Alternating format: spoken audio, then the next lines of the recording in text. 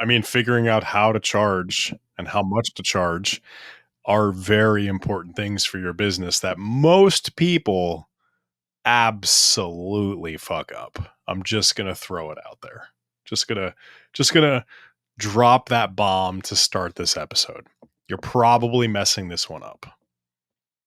So, I think that's a good topic to break down today, boys. So, when starting a business, you have a couple of things at hand. And at the end of the day, it's all about making money, making income, right? Like I need to charge a certain amount so I can pay all the bills, do all the things I got to do, and I got to make money. And a lot of people don't necessarily start out with the end in mind. At least that's what I find. And it turns into this whole I'm going to start charging what everybody else is charging because that seems to be what's accepted. And I'll go down that road. And I'm not saying that that's bad because you should do some research. You need to understand the value you provide. But there's going to be a couple of things that you want to think about as you do this. So we'll kick this one off. This one's going to be a good one. Strap in, grab your notepad, get ready to take some notes. Make sure you're ready for this one because it's going to help you build your business. Andrew, how much do you charge for coaching? So right now I do concierge level health coaching and I'll charge anywhere from $1,000 to $2,000, depending upon what is needed inside of that relationship. So I've gotten away from charging per unit of time, which, most people will start doing. How do I value my time? And then as you start to become more sophisticated and as you transcend out of the individual coaching as much, freeing up your time, you have to now figure out what is my time worth when I'm not doing the thing that is ultimately going to get me the highest return. So just some things that I think help me arrive at where I am right now, which is start small and kind of increase over time based upon the value, the competencies, the experience, and everything else that people tend to accumulate as they become more tenured in an industry or career. Okay. Okay. So you charge, we'll call it $2,000 per month for concierge level health coaching, overarching. You solve problems, Mm-hmm. remove obstacles, make life easy so that way they can have the highest likelihood of following through with whatever the plan might be. They just got to show up and just do the work. That's it. Not to worry Okay. about anything, not to order anything.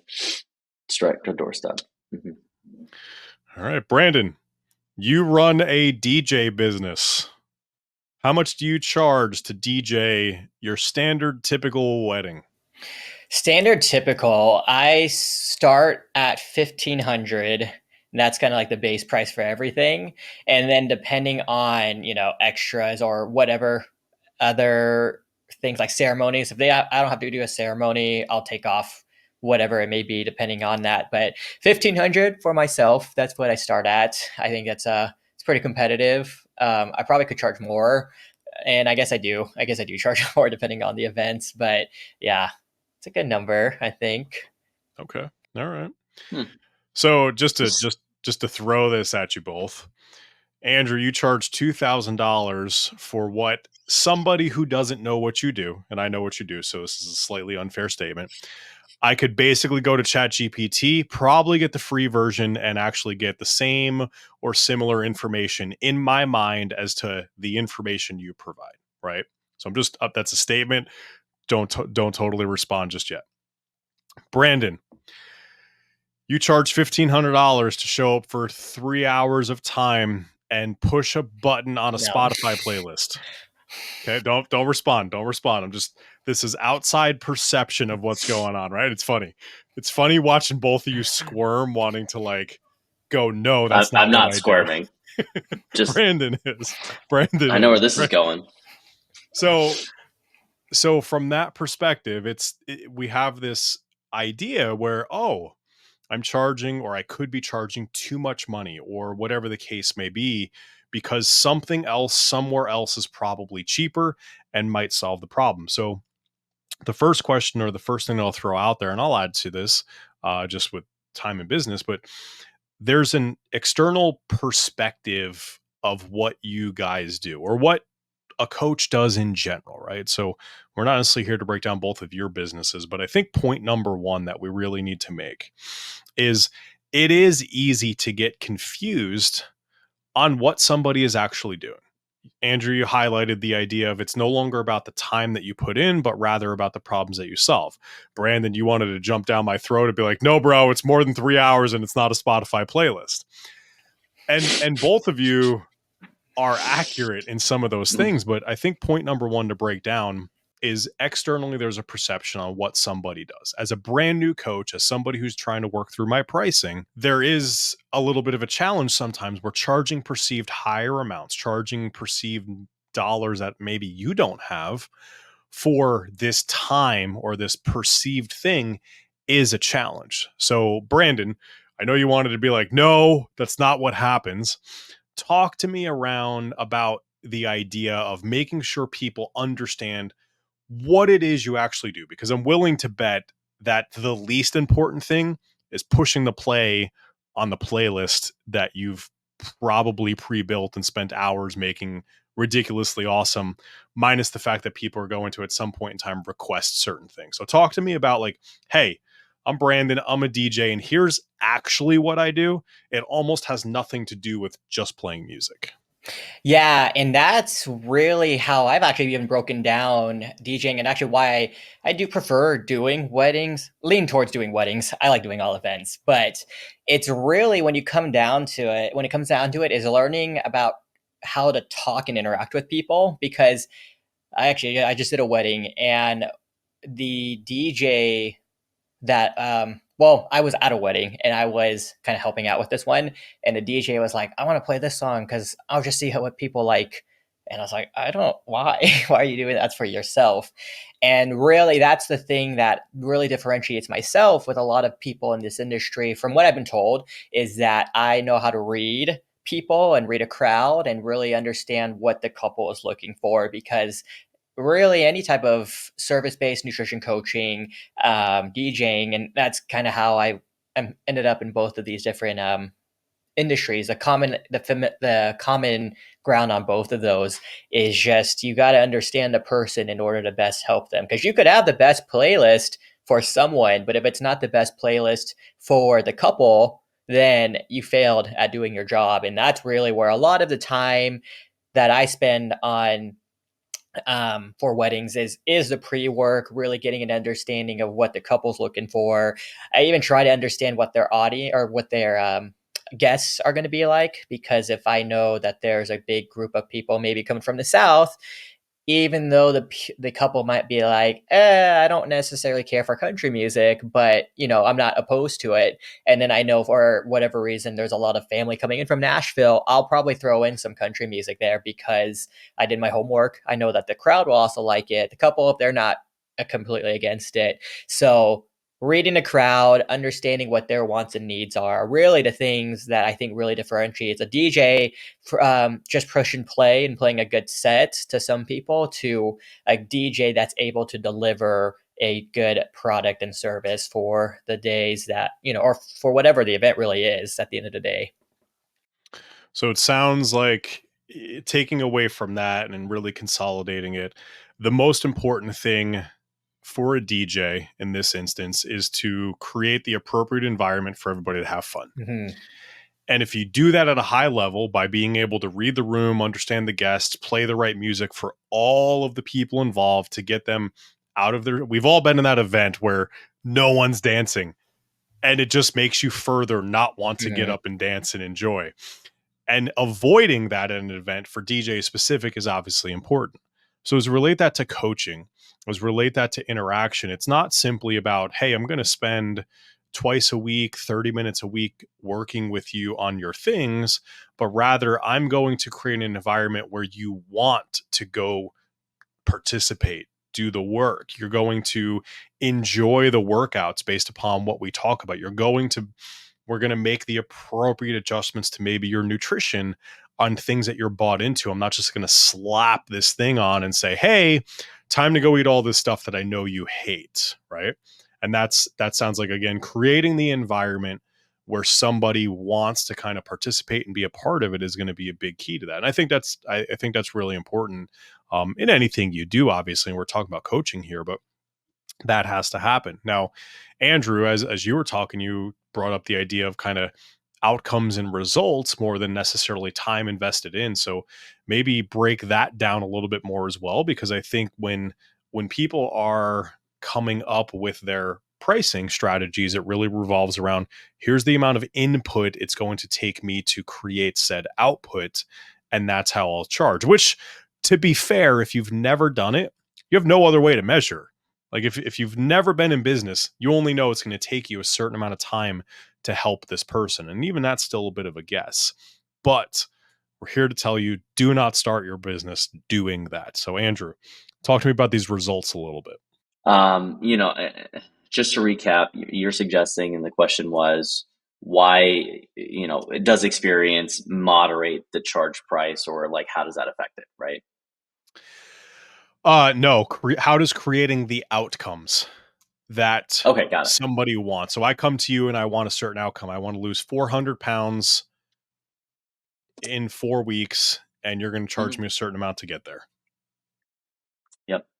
Yeah. So when you are thinking about the quality of outcome, you brought up a great point. A lot of times, people that are new to a specific project, because at the end of the day, all coaching is just project management. We're looking at time, scope, budget / resources, right?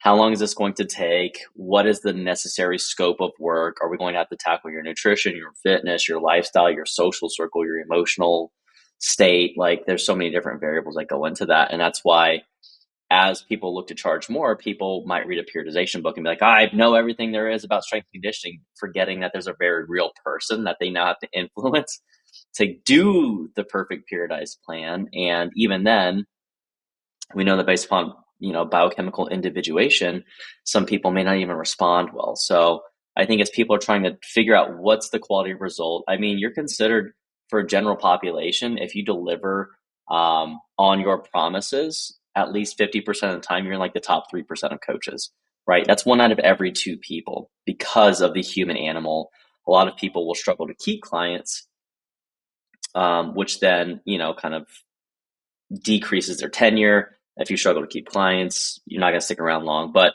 I think a gold standard for people to keep in mind is that, and we've collected this across over 20,000 coaches, we do a census every year. And the average charge rate for online coaching was around $230 a month, right? So when we're figuring out, like, results wise, if you are above average, which I would say like 20%, if you get 1 out of every 5 people to all the way across their completion and their goal, you're probably about average, maybe even a little bit above. And so when you think about that, like, how does that stack compared to the charge rate? How many certifications are there on average for these people that are charging this amount? And it becomes a social comparison game, the same way that you would do, some market research. What are the competitors charging? Because if you price yourself up too much, generally speaking, you'll find it's harder to absorb new clients, especially if you're a newer coach and you have less proof of concept.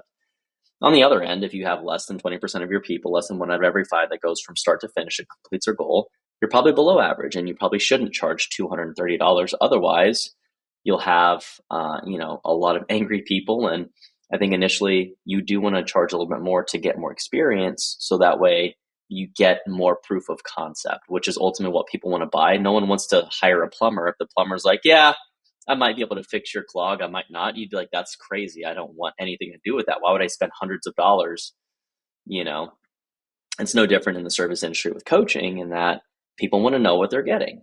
And if you can deliver that with a degree of certainty, cool, then I believe absolutely. But I think that high ticket coaching and what people overestimate their abilities. I mean, if you're a coach with less than 3 years of experience and you're charging more than $500 a month, like, I think there's something ethically, I have qualms with that. You might be the world's best coach, but I mean, there is a degree of continuing education. I use certifications loosely as like continuing education. Do you do courses? Do you read books? So that's more or less some of the criteria that I would say people should judge how to price themselves. 230 is the baseline. Do you deliver more than results more than 1 out of every 5 clients? If your average client lifespan is more than 3 months, then you're above average, because the average online client sticks around for about 93 days. So just some criteria for me. All right. So if we create an environment and a great experience and we deliver on our promise and results, those are 2 key avenues to be able to charge more money. Now, if we've never done it before, you don't know the answer to these things. But, Yeah. and here from a business perspective, kind of coming in, from a business perspective, you need to charge enough for now and then. A lot of times we start a business and we start charging what the business and I need to make today. And I'm not saying that it's wrong, but you need to understand you didn't start charging that amount of money so you can scale your business. So Mm-hmm. when you go find that business guru, that coach that talks about hiring people, you need to be aware enough to now know, well, sure, I can go hire people, but I have to charge more, or I need to get different clients that are paying more. So that way I, as a business, can still pay for what I need to pay and I can still generate income. Now, when you hire somebody, you're never going to make the same amount of money that you were making. And when you hire somebody, you didn't overnight magically create a better experience. And I mean, maybe you hired somebody that can create better results or whatever, but I'm gonna guess you're not hiring Andrew, from that perspective. So I don't see a world where like I start charging 250 and all of a sudden now I can charge 500 just because you hired somebody. So you also have to keep that piece in mind. It is reasonable to go out and hire somebody and just, hey, we're going to increase our prices by $50 a month, by maybe 75. You start getting to 100 just because you hired somebody. I don't know about that. The other side of it is you can actually make sure you structure how much you pay somebody so that way the business can still pay for the softwares, the services, and things like that has to. We're not going to break that down per se today because that's a lot of episodes to really talk about profit margins. But the point I really want to make is you need to make sure you know what you're doing now. So when that point in time does come, because it almost always does. Somebody goes out, they get 30 or 40 clients, they're riding high, they're making money. We're spending some money on a coach, and the coach says, keep scaling, hire that person. And then all of a sudden the money goes away and you kind of hate life and your business and you don't know what's going on. So this is that warning. But I'm going to throw a number out there just so we land on a number, just to kind of move past this. When you're starting out, I feel like $300 a month for services is probably a good, rough estimate, good, safe bet. 75 bucks a week, a little over $10 a day is what somebody is going to be paying for to get some professional information. Now, if you don't do what Brandon suggests, create the environment, if you don't do what Andrew suggests with creating results, you aren't any better than ChatGPT. Because at the end of the day, it can do that. It can program fitness and nutrition for people for free. Very much so. So moving beyond that initial thing, when we think about perception, because, I'm going to charge this thing, but everybody outside of me and what I know thinks a certain way about it, right? So we're going to get back to Brandon. You just build that Spotify playlist and push play, bro, and you're charging somebody $1,500 for it. Feels really expensive. Talk to me a little bit about the education, the actual work that goes into creating this environment, the back end stuff that people don't see. Because I show up to a wedding and I see that DJ for 3-4 hours, right? I didn't see the drive time, I didn't see the setup time, the breakdown time, I didn't see the interviews ahead of time, I didn't see any of that research, I didn't see any of that stuff. So talk about some of that stuff that does go into what's going on, that sometimes a new business owner might forget about when they're trying to deliver on their promise. Yeah, and I guess too, again, I like to try and correlate this as much as possible to nutrition just because that's something that I'm also just as passionate about. I keep But going away from nutrition to DJing, and Brandon no, keeps it's bringing it great. back to nutrition, and I like it. I like I it. I trademarked my DJ name. It's related to all of this, but I got to pass an exam, so before it's true. But but yeah, and it's data collection. Really from the step from the first interaction, it's data collection. I literally send out a questionnaire like, "Hey, answer these questions. How many people are going to be there? Where is the location going to be? Am I going to need two different setups for ceremony and reception, are they going to be in the same spot? So we're just doing data collection. I also ask if there's any songs that you don't want to be played. Cupid Shuffle, Cha Cha Slide, those are becoming really popular to request to not be played, weirdly enough. So yeah, you'll probably start seeing that less and less played at weddings. And so data collection, cool. We have that. We get into a phone call, answer questions that we want to talk about a little bit more. So that's already, a good couple hours on that end. I have them send me a playlist of songs or a list of songs that they do like. I try to take off some of the work from them. And so I'm like, just send over 10 to 15 songs. I don't want you guys to stress out on your end. And so, boom, making it a little easier on them because have a good range of, music in the back of my head now. And that's really where the magic works. Start creating a list of songs to be played. I only use Spotify, Steve, for cocktail hour and the dinner. I don't use Spotify to mix. There we have it. We can go start DJ businesses, charge $1,500 for an event, and just use Spotify. If you're doing just a cocktail hour and a dinner, I use Serato DJ for my mixing software. And so that's where the magic really happens because let's say you like a song and it's like Uptown Funk. It's a really popular song, probably about 3 minutes, 3.5 minutes long. Attention spans too getting shorter. I'll play a song only a minute and a half, minute sometimes, and transition out of it pretty seamlessly. And that is where a lot of people mess up. They don't transition. It's just, well, Spotify could do that. If you ever get compared to Spotify, you got to practice some more. If your job can be taken over by Spotify, no. But that's where I don't think, unless AI, starts coming out with some stuff. But even all the AI stuff right now does not sound that great. And that's where learning how to transition, it is a skill set. Like, sure, 2 songs may be in the same tempo, but if I told you that, let's say Yeah by Usher, that's 105 beats per minute versus like, I think Run This Town by Jay-Z and like Numb Encore. Okay, yeah, Numb Encore by Linkin Park and Jay-Z. Similar BPMs, but very different energy levels of songs. So it's like, okay, cool. On paper, yeah, same BPMs don't mix together, but they're not, that doesn't provide the same energy for the crowd. And so even understanding that, if you want to take it one more level, understanding keys and mixing harmonically, it's another thing people don't necessarily take into account all the time. I don't, but it adds just that little extra magic.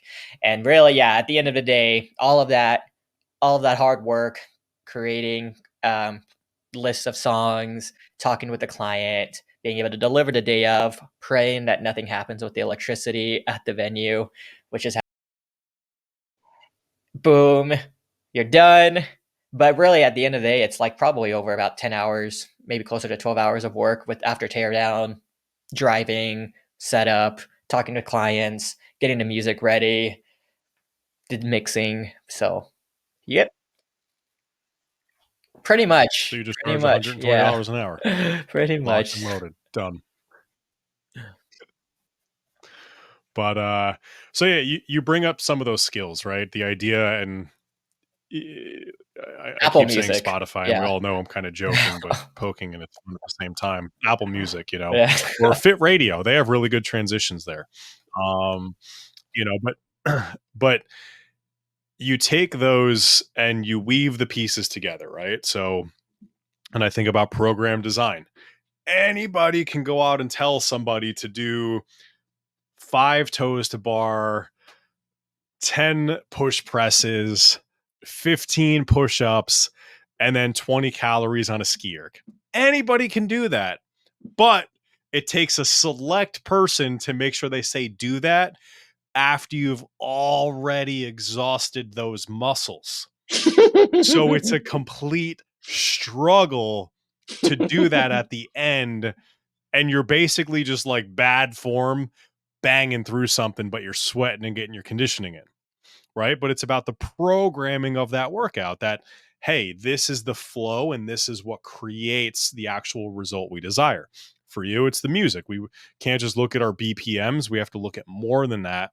And that's something where in the middle of everybody jamming away, getting their dance on, all of a sudden it goes to switch songs and it's complete silence for 3 to 5 seconds. That can crush crush an entire room.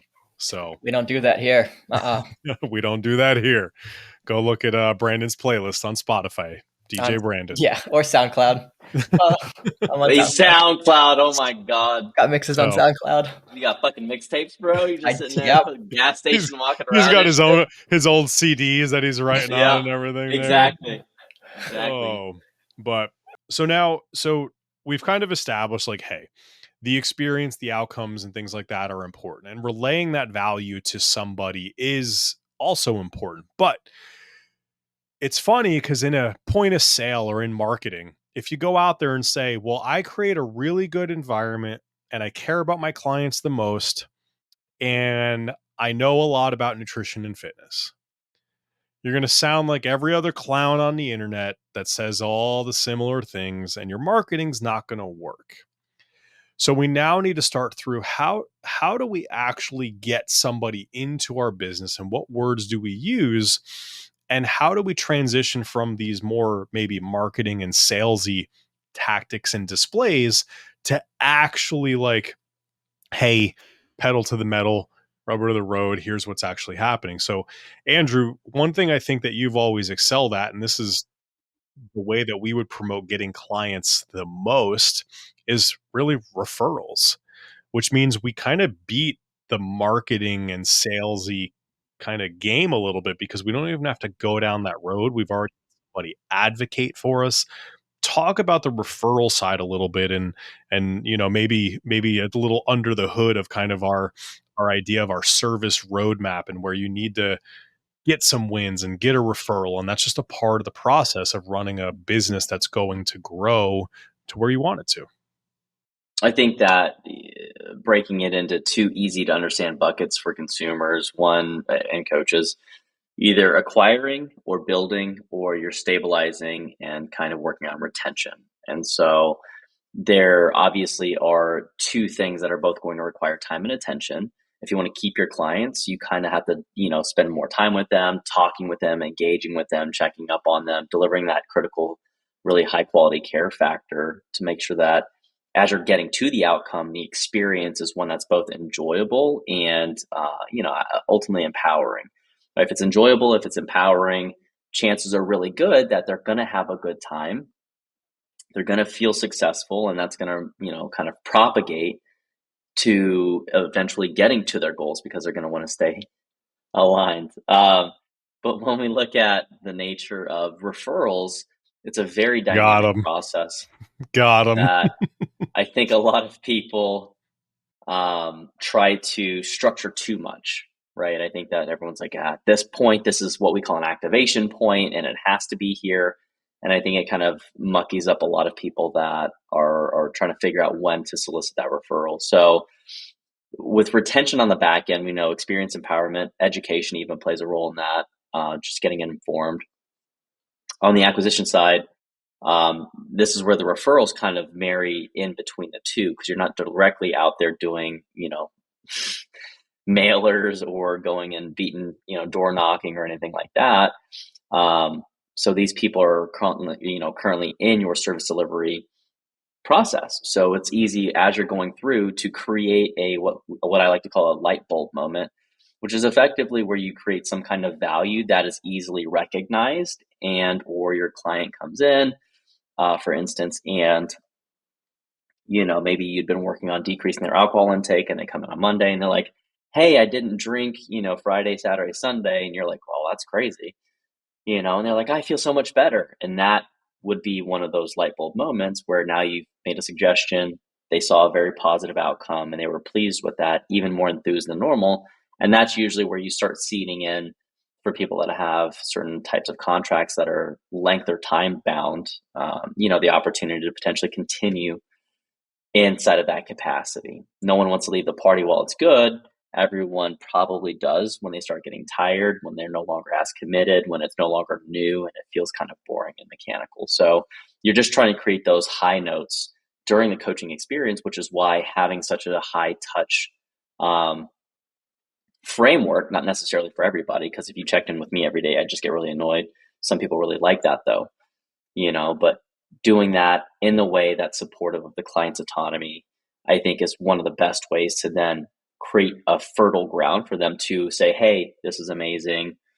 You say, hey, do you know anyone else that would have a similar experience, that has the same values, that you would think would benefit from this? And it really is just that simple. And they're like, yeah, oh my gosh, I'd love to. And that's the bridge conversation. If you ask for a referral, and I know there's different schools of thought around this, some people say within the first week. I'm not a big fan of that. People are generally excited. So sometimes that can lead to like an emotional type of experience versus one that's truly based upon the quality of your competency and the delivery of the experience. So sometimes you might get someone that might not truly be aligned with how you want to coach and deliver inside of that first week, which is why I'm less apt for that. I'd prefer to solicit someone at the 3-6 month mark in general, once they've seen some meaningful progress.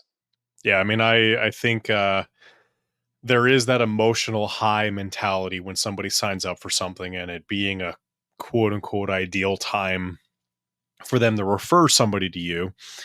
And I think that that's loosely an accurate statement.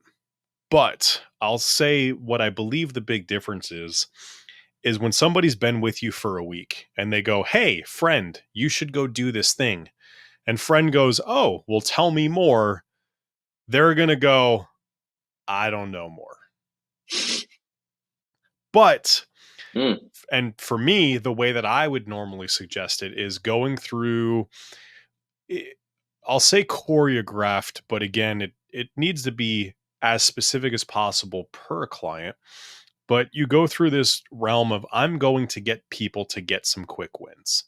And what are those quick wins that are not just for the sake of the quick win, but it makes sense for them to get there?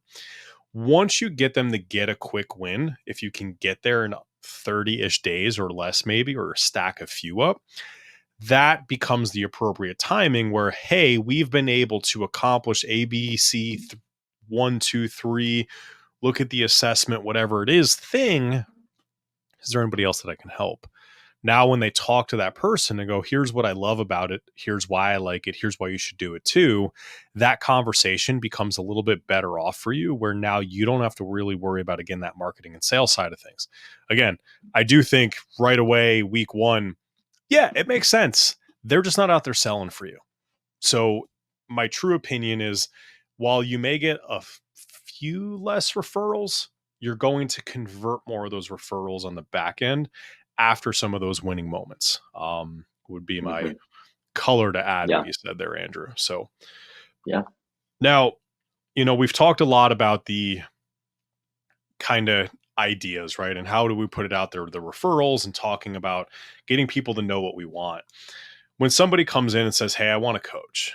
Hey, I want a DJ. Hey, I want something. They usually have become aware of their problem, and they are likely aware that you have a solution for them, and you've probably spoken to them in some way, shape, or form.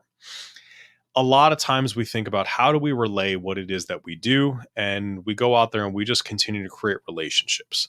It's very hard to speak, oh, I'm Steve and I help Andrew lose 0.2 pounds of fat per week continuously without nobody gives a shit, right? Like, it's just unfortunately the way the world works. We talk about attention span, right? We can't even listen to a full 3-minute song anymore, like you mentioned, Brandon. So we need to think about solving people's problems in our content strategy. And content can be in person, can be on social media, can be our website, can be a blog, email, whatever it might be. But we need to talk about how we help people solve their problems. And that's the way we put those things out there. Nobody really cares about the how, though. That gets too technical, and that ultimately is why they're hiring you to begin with. But as we start to kind of round this out, thinking about making sure you leave here with something extremely tactical of, all right, how much, well, cool. I don't know how many, all you guys have shown me is I don't know how to get results because I haven't done it yet. And I'm not sure if I can create an environment people want to be around because I still haven't done that yet. I only have one person in my group, and I'm not sure. So you probably have an abundance of lack of confidence right now. But flipping that's on its head, just giving you a very static direction to start. If you are a solopreneur and you are starting a coaching business, you're going to start off by charging somewhere in the range of $250 to $300 per month. That is going to be my out of the gates recommendation. Do not start by charging $500, $600 a month if you're brand new. Just don't. Okay? Because there are coaches out there, there are gurus out there that just sit there and talk all about the money, the profits, the fucking happiness, and charge $500, $600.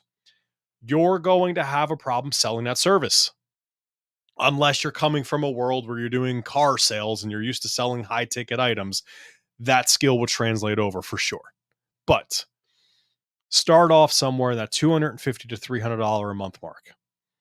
The moment you get to 10 paying clients active, not you've sold 10 people and 9 of them have left, the moment you currently are seeing 10 people continuously for at least 30 days, you're now going to start charging somewhere around more like $350.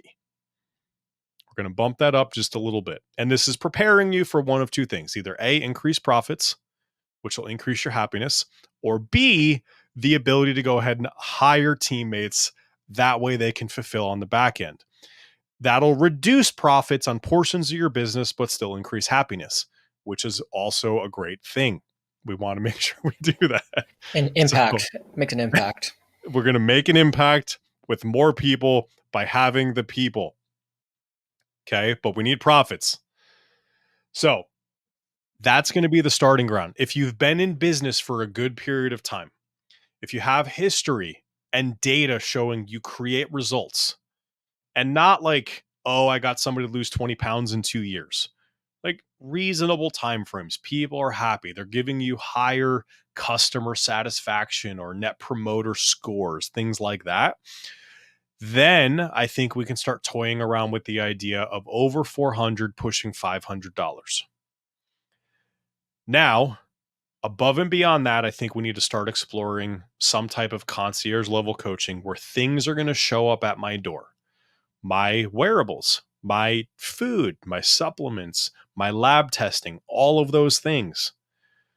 But you also need to know what to do with them and how that's going to impact the programming, and it's going to make sure that their lives are easier.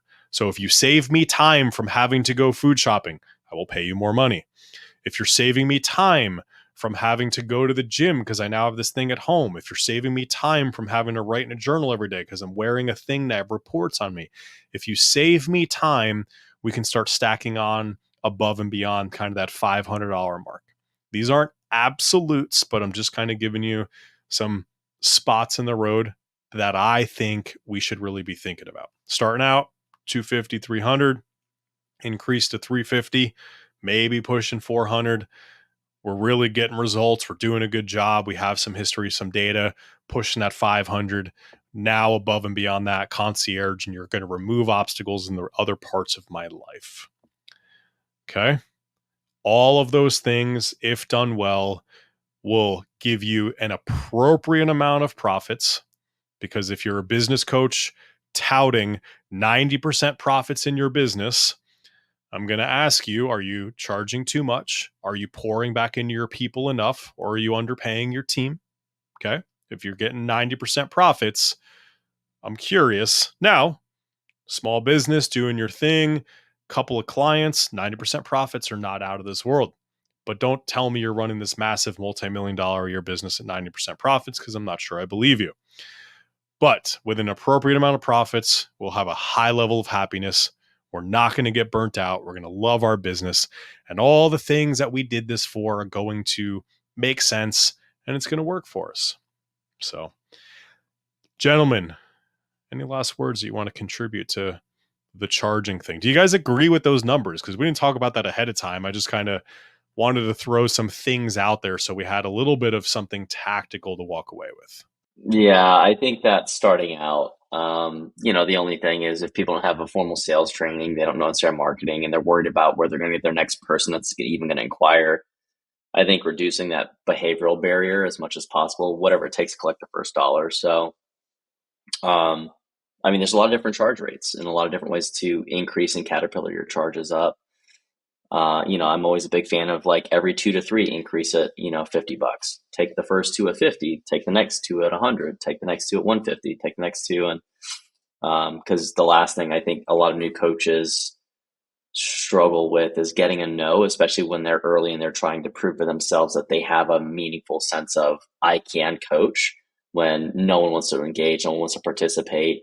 I mean, there was even a model of billing that people suggested where you offer, someone $1,000 activation fee, and then you charge them a monthly on the back end of that. And I think that a lot of rookie coaches are going to really struggle with selling 250 because they've never either, and this is kind of crazy to me too, one of the fastest ways to feel confident in your charge rate is to go out and shop other coaches and actually go get coached, because you'll see what they don't do and you'll see what you bring to the table, and it'll actually make you feel better about charging that rate.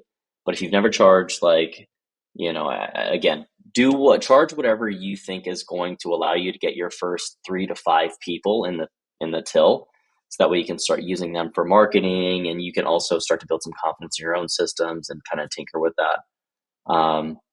And that's so variable. So that's where I don't really have an opinion one way or the other. I mean, I actually wouldn't disagree with what you're saying. And I would say kind of the context there is getting over that ability to sell your services for the first couple of times, right? Like, yeah, I think if we have an established ability to sell to some extent, we're not talking anything there, that 250, 300 is probably where I would like draw that line in the sand. But if you're straight up brand new and this is literally the first time you're pitching your services, it's more important to get somebody to say yes and somebody to start delivering service to get feedback than it is to get the extra $150, $200. So I would say that, what you're saying out of the gates, if somebody was coming through our mentorship or working through our empowered kind of education portal, I do think that, hey, you've never done this before, go out and sell your first people at 50 or $100 a month. And I think that that's the appropriate first step for your first up to 3. Let's go get 3 yeses, and then we start increasing from there. So I will change my prior statements to support what you said there, Andrew. Thanks for not tearing me apart, though. No, I mean, like, you have so much more business experience and, running multiple facilities and stuff. And I think that, that's always a very valuable perspective.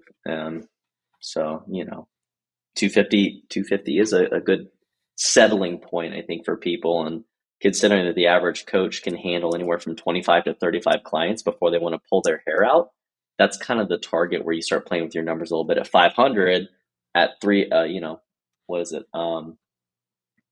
500 at 30 clients is what, 15? Yes. 15 grand, right? Do you look at 250 times 40? That's 10K. All right, so you kind of start playing around with the numbers a little bit, and it's like, okay, well, the question then becomes, again, how do you ethically justify your ability to charge that? And that's where it always comes down to, it's like the nurses, actually. Did you hear about this? I'll leave you guys with this. There's a university that was licensing nurses. They were not an accredited program, and I think they were just pushing these graduates out into the labor force as board certified nurses, or whatever the credentialing is. It came up like 5 years later that this was not a legit program. And so all that licensure stuff, and I don't know the quality of the education or anything like that, but I mean, they didn't do a real program. Like, what should they be able to charge the same as a regular nurse that has gone through all those steps, and has that experience and stuff? So, that's where I always kind of juggle it back and forth. If you're better than average, charge more than average, right? If you're worse than average, don't charge average. Cut your teeth a little bit. I think that is an important part of developing as a coach, is, being mildly undervalued. And it's oddly enough one of the fastest ways to get over imposter phenomenon, which is, I don't feel like I'm good enough. Well, then charge less. If you charge less, then you'll feel like you're doing too much. And then you'll start to justify, I should be charging more. Or you go see what other people are doing. And that's what I did. And that's why I started charging what I started charging. So one person promised me a 5-minute Loom video as a check-in once a week for $1,000 a month. The person wasn't even that great. They were giving me like fucking general macros shit. And I won't put this person on blast, but they were a celebrity, and like that's what people ultimately pay for is access to someone. So just make sure that you're actually getting a good quality education, you're empowered in your experience, and you do the same thing for your clients, and that's where you can really charge, a very, very comfortable wage for how much time you're spending with that person. And that's this. It's interesting, just to wrap this up. When we go through our blueprint, a lot of really building out, like, what is it that we do? What does that journey look like? Who do we serve? Why do we serve them? What does service delivery actually look like? Breaking down those pieces and components. But on the back end, we also do break down some of that, like, actual legit boring work, and build the business plan and put the revenue modeling there. And you get somebody to actually ask you questions of, does this make sense? Are you doing all this work to make $7,000 top line after spending and margins and whatever? You might bring home $50,000 a year. Oh no, that doesn't make sense. Okay, cool. Let's fix it now before we're, not able to pay our bills, and we actually do this thing and target where we need to make. Oh, okay. Right. And that's where just putting those things on paper and working through them and having somebody else really look at them with you help you build that right plan. Are you a person that can start at $250 a month? Maybe. Are you a person that should start at $100 a month? Maybe you can go, you've been there and you've already done a lot of these things. You've never done the exercise, and $495 is the right number. We don't know until we do the work. And that's where just putting those things together has helped people. So, but all right, boys, this was a good one. Yeah. Outside of that, if you guys have any other questions, pricing, you're interested in learning more, comment below. Obviously, like the video if you got some information out of this. Subscribe to the channel so you know when we're putting some other things out there. And please, please, please share this with somebody that might be able to use this so we can help them. That will mean the world to us. Thanks, guys. Next time.